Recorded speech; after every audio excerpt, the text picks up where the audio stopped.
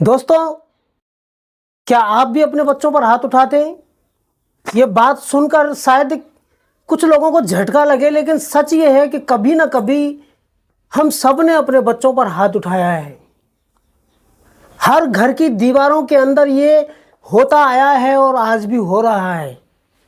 सवाल ये नहीं कि बच्चों पर हाथ उठाते हैं या नहीं, सवाल इससे भी ज़्यादा इम्पोर्टेंट ये है कि बच्चों पर हाथ उठाना क्या सही है या गलत। तो आज हम इसी पर चर्चा करेंगे, इसी पर हम बात करेंगे। फ्रेंड्स, मैं OP Sagar, parenting life coach and relationship counsellor and motivational speaker, love and life coaching में आपका तहे दिल से स्वागत करता हूं। दोस्तों, आज हम इसी मुद्दे पर बात करेंगे, क्या बच्चों पर हाथ उठाना सही है या गलत। तो चलिए शुरू करें। एक पल के लिए जरा सोचिए कि बच्चे ने कोई गलती की और आपने उसे थप्पड़ मार दिया और बच्चा थोड़ी देर के लिए रोया और उसके बाद में शांत हो गया और आपको लगने लगा कि सब ठीक है। क्या वाकई में सब ठीक है? क्या वाकई में सब अच्छा है? नहीं है अच्छा। अरे बच्चा बाहर से चुप हो गया है लेकिन अंदर से टूट चुका है। क्या आपका काम बच्चों को तोड़ना है? क्या उनको दुखी करना है? क्या आपको थप्पड़ मारने के बाद में पछतावा नहीं हुआ है? हुआ है। आपको भी तकलीफ हुई होगी, क्योंकि बच्चों पर हाथ यूं ही नहीं उठ जाता। बच्चा अंदर से टूट गया है। और टूटा क्यों है पता है?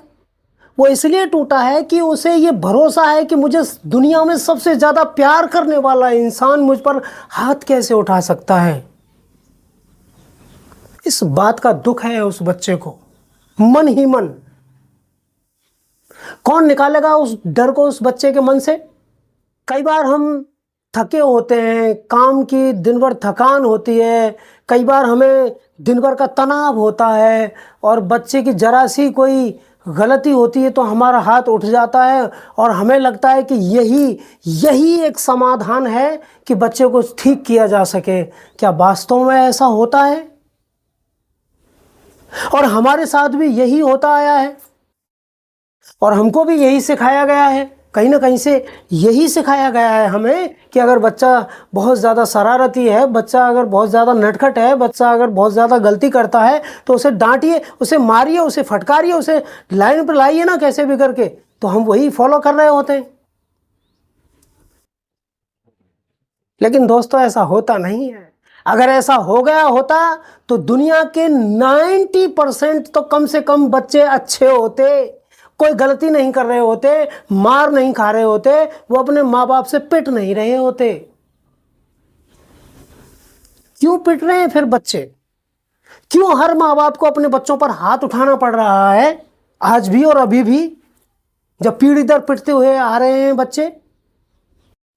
हमने भी मार खाई है, आपने भी मार खाई है, हमारे जो गुजरी हुई पीढ़ी है उसने भी मार खाई होगी शायद। सॉल्यूशन कहाँ है? ना सॉल्यूशन तब था, क्योंकि सॉल्यूशन का होना है, मेरा मानना है कि सॉल्यूशन ये है कि अगर बच्चे ने कोई गलती की और उसे एक बार मार पड़ी तो उसके बाद वो बच्चा गलती करना ही नहीं चाहिए। तो सॉल्यूशन नहीं हुआ, इसका मतलब सॉल्यूशन नहीं हुआ तो फिर इसको सॉल्यूशन क्यों बनाकर बैठे हैं? क्यों हम ऐसा समझ कर बैठे हैं कि यही सॉल्यूशन है और उसकी जड़ें इतनी मजबूत कर ली हैं कि हम इस चीज़ को छोड़ने के लिए तैयार नहीं हो पा रहे? कि या क्या कोई हमारी मजबूरी है जिस वजह से हम छोड़ नहीं पा रहे? क्या है मामला? तो आइए जानते हैं आगे। मैं अपनी तरफ से नहीं बता रहा हूँ, एक रिसर्च हुई है और उसके मुताबिक ये पाया गया है कि बच्चे मार से सुधरते नहीं हैं, बल्कि उनके अंदर डर पैदा हो जाता है। वो डर जाते हैं और अपनी गलतियों को करना बंद नहीं करते मार की डर से, बल्कि गलती ना पकड़ी जाए उसके लिए ट्राई करते हैं। क्योंकि उनके मन के अंदर, उनके जहन के अंदर ये बात फिट हो जाती है कि गलती करने पर मार पड़ती है। इसलिए हमको गलती करना बंद नहीं करना है, हमें कोशिश करना है कि हम गलती करते हुए ना पकड़े जाएं, क्योंकि अगर हम गलती करते हुए पकड़े नहीं जाएंगे तो हमें मार नहीं पड़ेगी। उनका आत्मविश्वास कमज़ोर हो जाएगा, आत्मविश्वास नहीं बढ़ेगा, उनका आत्मविश्वास टूट जाएगा, बिखर जाएगा, कमज़ोर हो जाएगा और उन्हें गलती करने के साथ साथ ये भी सिखाने पर मजबूर कर देगा कि हमें गलती छुपानी कैसी है। आप भले ही उनके पेरेंट्स हैं, आप भले ही उनके सर्वदाता हैं, आप भले ही उनका पालन पोषण करते हैं, आप भले ही उनको कमा कर खिलाते हैं, उन्हें बड़ा करते हैं, पालते हैं, पोसते हैं, सारा काम आप करते हैं, लेकिन बच्चा, मैं गारंटी के साथ कह सकता हूं कि बच्चा सबसे ज़्यादा झूठ भी आने वाले टाइम में आपसे ही बोलेगा अगर आप उसे मार के जरिए या पीट पीट कर सुधारने की कोशिश करेंगे तो। बच्चे भले ही छोटे होते हैं लेकिन उनका दिल बहुत बड़ा होता है। बच्चों को डांट की या मार की आवश्यकता नहीं है, बच्चों को समझने की ज़रूरत है। अरे आप उन्हें समझने की कोशिश करिए। बच्चा चाहता है कि हमें भी कोई समझे, जिस तरह आप समझते हैं ना कि हमें समझने वाला कोई मिला नहीं। आपको भी अपने फैमिली में, अपने परिवार में, अपने रिश्तों में ये कमी फील होती होगी कि मैं गलत नहीं हूँ, मुझे कोई समझने वाला नहीं। ये शिकायत 99.99% लोगों की है कि मैं गलत नहीं हूँ, मुझे समझने की लोगों ने कोशिश नहीं की, ये गलत है। मुझे समझने वाला होना चाहिए। अगर मुझे ठीक से जाना जाएगा, मुझे देखा जाएगा, मुझे पहचाना जाएगा तो मैं गलत नहीं हूँ। उसी प्रकार से बच्चा भी अपने मन के अंदर ये शिकायत लेकर बैठा हुआ है बचपन से कि मुझे भी समझने वाला होना चाहिए। मुझे डांटना और पीटना, अरे मैं पिट तो कहीं भी सकता हूँ, मैं डांट तो कहीं भी खा सकता हूँ, अरे मुझे समझा तो हर जगह नहीं समझा जाएगा ना। तो प्लीज़ मुझे कोई समझने वाला होना चाहिए। और जो मुझे पालन पोषण करते हैं, जो मेरे माँ बाप हैं, जो मेरे सबसे करीब हैं, जो मेरी रक्षा करते हैं, जो मुझे प्यार करते हैं, वही मुझे नहीं समझते हैं तो मुझे समझेगा कौन। तो बच्चों को समझिए। बच्चों की बहुत ज़्यादा बड़ी रिक्वायरमेंट नहीं होती है, सिर्फ 2 काम करने हैं। बच्चों को सिर्फ समझना है और बच्चों को थोड़ा सा प्यार देना है। आपको उनकी गलती होने के बाद क्या करना है, गुस्सा करना है, डांटना है या पीटना है या थप्पड़ उठाना है, हाथ उठाना है, क्या करना है, ये डिसाइड कैसे करेंगे। इसके लिए भी मैं एक उपाय बता देता हूं कि जब सबसे पहले बच्चे को आप गलती करता हुआ देखें तो डायरेक्टली हाथ ना उठाएं, डायरेक्टली आप अपने गुस्से को बाहर ना निकालें। आप पहले बच्चे की गलती को देखें, 10 सेकंड का पॉज लें, एक लंबी सांस लें, एक लंबी सांस लीजिए, 10 सेकंड का टाइम लीजिए, 1 से लेकर 10 तक काउंट कीजिए, पानी पी लीजिए। अरे सिर्फ 2 मिनट के लिए घर से बाहर निकल जाइए। उस जहां दुर्घटना हुई है उस जगह से आप थोड़े से अलग हो जाइए। मे बी किचन में चले जाइए, आप कहीं दरवाजे पर चले जाइए, आप छत पर चले जाइए, कहीं भी उस जगह से आप दूसरी जगह शिफ्ट हो जाइए और 2 मिनट बाद आप 90% चांसेस घट जाएंगे आपके बच्चे पर हाथ उठाने के। और तब आपको बच्चे से पूछना है कि बेटा आपने ये गलती क्यों की, बेटी आपने ये गलती क्यों की, आपको ऐसा नहीं करना चाहिए था। तो बच्चे को आप प्यार से समझाएंगे और अगर आप बच्चे को बताएंगे कि आपको ये गलती दोबारा नहीं करनी है तो बच्चा में भी उसे रिपीट नहीं करेगा, उसे दोबारा से दोहराएगा नहीं। उसे चुनौती तो दीजिए जिसे वो पूरा कर सके। हाँ, अरे उसे कम से कम एक बार मौका तो दीजिए। और कुछ लोगों की शिकायत होती है हम तो बार बार मौका देते हैं, बार बार समझाते हैं, बार बार पीटते हैं, लेकिन ये समझता ही नहीं है। नहीं समझेगा क्योंकि आपने जो समझाने की कोशिश की है उसमें मार, शारीरिक रूप से दंडित करना, मानसिक रूप से भी प्रताड़ित करते हैं कुछ माँ बाप।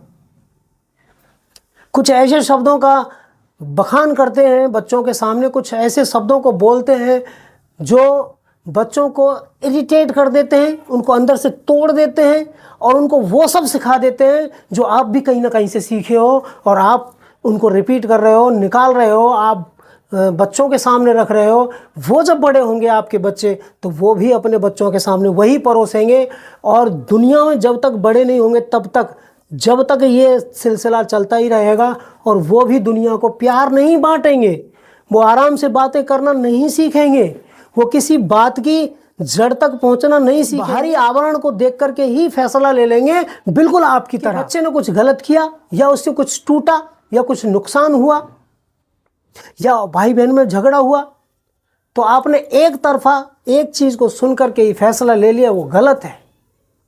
आपने बाहरी आवरण देखा है, अंदर का आवरण भी देखिए। और अगर आप ये कहें कि कोई दूसरा पक्ष था ही नहीं, केवल एक ही पक्ष है और ये गलती तो बार बार ही करता है, मे भी शायद वो पढ़ना हो सकता है कि ये पढ़ता ही नहीं है, तो मैं इस विषय पर एक अलग से वीडियो बनाऊंगा, तो चैनल को सब्सक्राइब कर लीजिए। मैं दूसरी वीडियो में बताऊंगा आपको इस बारे में। तो दोस्तों, मैं कहना चाहता हूं कि बच्चों को पीटना समाधान नहीं है। बच्चों को पीटना, आप 1 मिनट 2 मिनट आधा घंटे 1 घंटे के लिए समाधान तो कर सकते हैं बड़ी मुश्किल से, वो भी अपने लिए, कि बच्चा केवल शांत रहे, बच्चा केवल वो गलती ना करे जिससे आपको प्रॉब्लम हो रही है। लेकिन वो उस बात का सॉल्यूशन कौन करेगा जो हमेशा हमेशा के लिए बच्चे की गलती के साथ आपने जो डांट दी है, आपने जो मार दी है, आपने जो थप्पड़ मारा है, उसके साथ साथ उस बच्चे के साथ जो पल गया है उसके अंदर, वो जो बीज पनप रहा है, उसकी घुटन का, उसकी बोरिंग का, उसके आपके रिश्तों में खटाव आने का, आपसे दूरी बढ़ाने, उसका इलाज कैसे होगा? दोस्तों, मैं इस पर कहना चाहूँगा कि बच्चों की बातें सुने, क्योंकि बच्चा गुस्सा नहीं, डांट नहीं चाहते, बच्चा ध्यान चाहते हैं आपका। बच्चे मार नहीं चाहते, बच्चे आपका ध्यान चाहते हैं। आपका ध्यान है ही नहीं, आपके पास इतना वक्त है ही नहीं कि आप बच्चों को दे सकें। अगर मैं कटु शब्दों में बात करना चाहूँ तो है ही नहीं।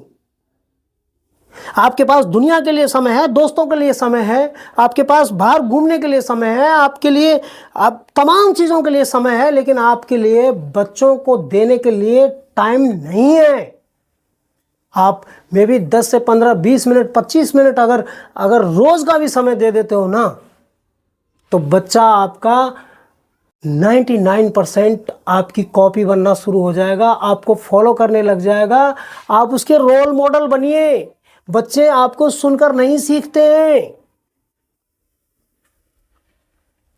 और सीखेंगे भी तो कुछ गलत सीखेंगे। जो घर में आप गलत बोलते हो ना, उनको कॉपी करते हैं बच्चे, कहीं ट्राई करते हैं बाहर उसी चीज को,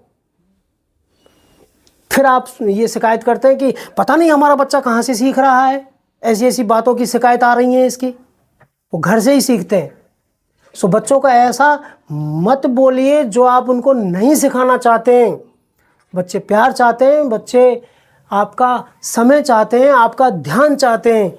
बच्चों की तरफ अपना ध्यान दीजिए, अपना ध्यान लगाइए, उन्हें समय दीजिए, उन्हें थोड़ा सा प्यार दीजिए। अरे रोज़ का कम से कम 20 मिनट दे दीजिए आप, वो काफ़ी है बच्चों के लिए। बच्चों के साथ रहिए तो सही, उनके साथ बैठिए तो सही, उनके साथ बात तो करिए आप। अरे आपसे डरते हैं आपके बच्चे क्योंकि आप उन्हें मारते हैं। क्या आप अपने बच्चों को डराकर जीना सिखाना चाहते हैं? क्या आपका बच्चा अब आपसे डरे, उसके बाद फिर दुनिया से डरे, फिर डरता हुआ चला जाए? नहीं ना। तो मत डराइए, उनका डर बाहर निकालिए। उनको ऐसा बनाइए जिससे वो दुनिया में प्यार बांट सकें, दूसरों को समय दे सकें, दूसरों को समझ सकें, ताकि आगे आने वाले रिश्तों में भी वो अपने प्यार को बनाए रखेंगे, अपने जीवन को खुशहाल बनाकर रख पाएंगे। पेरेंटिंग का मतलब सिर्फ इतना नहीं है कि आप उसको क्या सिखा रहे हैं, बल्कि पेरेंटिंग का मतलब है कि आप उसे जीना किस प्रकार का सिखा रहे हैं। क्योंकि आप जैसा उसे सिखाते हैं वो दुनिया को वैसा ही देखता है, उसका असर रहता है। तो आप उसे वैसा सिखाइए, ऐसा बनाइए कि वो आगे चलकर दुनिया में प्यार बांटे, प्यार से दुनिया को देखे। ये कर्तव्य आपका बनता है। बच्चों को अगर आप सम्मान देंगे तो बच्चा भी दूसरों को सम्मान देना सीखेगा। बच्चों को अगर आप प्यार देंगे तो बच्चा दूसरों को प्यार देना सीखेगा। बच्चों को अगर आप समझेंगे तो बच्चा भी किसी को समझने लायक बन पाएगा। तो जो दृष्टिकोण आप बच्चे को सिखा रहे हैं, जैसे दृष्टिकोण से आप बच्चे को देख रहे हैं, बच्चा भी आपको कॉपी करता है। सबसे ज़्यादा घर से ही सीखता है, ये तो आप बखूबी जानते हैं। तो वैसा ही सिखाइए जैसा आप चाहते हैं। प्लीज़, मैं स्ट्रांगली रिकमेंड करना चाहूँगा कि बच्चों को वैसा बनाइए जैसा आप उन्हें सोचते हैं कि मेरा बच्चा ऐसा बनना चाहिए। उसके लिए आपको वैसा ही व्यवहार करना। दोस्तों, मैं आपको एक कहानी सुनाना चाहता हूँ, बड़े ध्यान से सुनिएगा कि एक कपल होता है और वो एक 4 व्हीकल गाड़ी लेकर आते हैं नई। तो वो शाम को बड़ी खुशहाली के साथ गाड़ी को अपने घर पे खड़ा करते हैं और सुबह जब उठते हैं तो देखते हैं कि सुबह बच्चा जो होता है उनका एक, वो उनसे भी पहले जाग करके मे भी बच्चे की उम्र होगी करीब 5 या 6 साल, और बच्चे को देखते हैं कि वो उनसे पहले जाग चुका है, और जाग करके वो बच्चे को देखते हैं कि बच्चा गाड़ी पर स्क्रैच कर रहा है। तो जो पिताजी थे वो गए दौड़ करके और उन्होंने जा करके सीधा ही उसे बिना पूछे देखे और एकदम से उसको एक थप्पड़ मारा पीछे से। तो उसके इस जगह पर थप्पड़ लगा पीछे से ऐसे, तो हाथ की हवा साथ में एयर गई कान के अंदर, और वो इतनी तेज़ थप्पड़ मारा गया था कि बच्चा तुरंत के तुरंत ही बेहोश हो गया। और उस बच्चे को जब दिखाने लेकर गए तो डॉक्टरों ने इलाज किया उसका, तो उसके माइंड के अंदर पता नहीं क्या चोट पहुंच गई थी अंदर, तो बच्चे के दौरान मृत्यु हो गई थी। और जब बच्चे का अंतिम संस्कार करके वो घर आए और वो पिताजी जो थे वो गाड़ी को देख रहे थे कि इस गाड़ी की वजह से आज मेरा बच्चा चला गया, तो इतनी गाड़ी इम्पोर्टेंट नहीं है जितना कि बच्चा है। तो कहानी का मैसेज ये नहीं है कि गाड़ी इम्पोर्टेंट है या बच्चा, लेकिन जब उस पिताजी ने, उस आदमी ने ये फैसला लिया कि मैं इस गाड़ी को रखूंगा नहीं, इसे मैं बेच दूंगा, इसकी वजह से मेरा बच्चा चला गया, लेकिन उन्होंने सोचा कि गाड़ी पर स्क्रैच भी है, उसको डेंटिंग करा देते हैं, उसके बाद बेचेंगे तो अच्छे पैसे मिल जाएंगे। तब उन्होंने उसके स्क्रैच पर ध्यान गया तो उस पर लिखा हुआ था आई लव यू पापा। सोचिए इस इमोशन को और समझिए इस घटना को। उस गाड़ी पर उस छोटे से बच्चे ने स्क्रैच के साथ पत्थर से स्क्रैच किया था, यह दिखाई दिया था उसके पिताजी को, बल्कि ये नहीं दिखाई दिया कि उसने लिखा क्या है, उसने ध्यान नहीं दिया। अगर वो व्यक्ति ध्यान देता और गौर से अगर 10 सेकंड का भी अगर समय ले लेता, 10 सेकंड का भी अगर पॉज ले लेता, अगर वो समझ लेता, अगर एक बार एक नज़र डाल लेता, अगर देख लेता कि बच्चे ने स्क्रैच क्या किया है, तो उस पर लिखा हुआ था आई लव यू पापा। इसलिए लिखा था कि उसके पापा जी गाड़ी लेकर आए थे, उसे इस बात की खुशी थी, लेकिन बच्चों को इतनी समझ नहीं थी कि गाड़ी पर लिखना है या नहीं लिखना है, क्योंकि वो छोटा सा बच्चा है। अरे स्क्रैच मिट भी जाती, लेकिन बच्चे को दोबारा से वापस तो नहीं लाया जा सकता था ना। वो तकलीफ, वो दर्द उस माँ बाप को जब उस टाइम पर हुआ होगा, वो आप फील करने की कोशिश करिए, समझने की कोशिश करिए क्या दर्द हुआ होगा उन्हें।